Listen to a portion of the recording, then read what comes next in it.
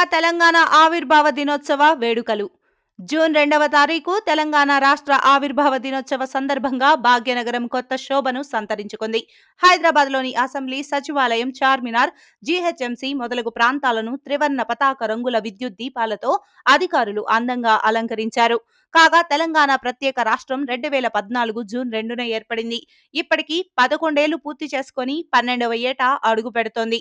కాగా తెలంగాణ రాష్ట్ర ఆవిర్భావ వేడుకలు సికింద్రాబాద్ పెరేడ్ గ్రౌండ్స్ లో ఘనంగా జరిగాయి.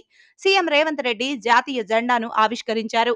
ఇక మరోవైపు తెలంగాణ ప్రజలకు రాష్ట్రపతి ద్రౌపది ముర్ము, ప్రధాని నరేంద్ర మోదీ శుభాకాంక్షలు తెలియజేశారు.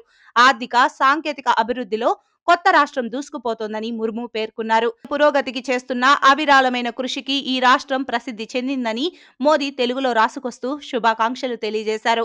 ఇక ఆంధ్రప్రదేశ్ సీఎం చంద్రబాబు నాయుడు తెలంగాణ అవతరణ దినోత్సవం సందర్భంగా తెలంగాణ ప్రజలకు శుభాకాంక్షలు తెలిపారు.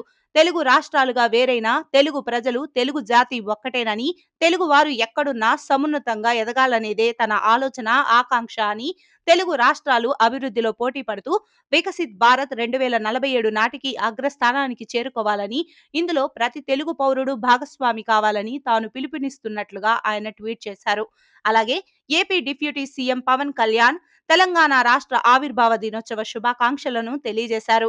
జనసేన పార్టీకి జన్మనిచ్చిన నేల, తనకు పునర్జన్మనిచ్చిన నేల, తనలో ఉద్యమ స్ఫూర్తిని నింపిన నేల తెలంగాణ అని ఆయన పేర్కొన్నారు.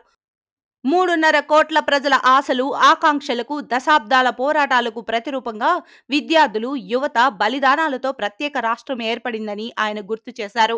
అలాగే పలువురు ప్రముఖ నేతలు తెలంగాణ అవతరణ దినోత్సవం సందర్భంగా రాష్ట్ర ప్రజలకు శుభాకాంక్షలు తెలియజేశారు.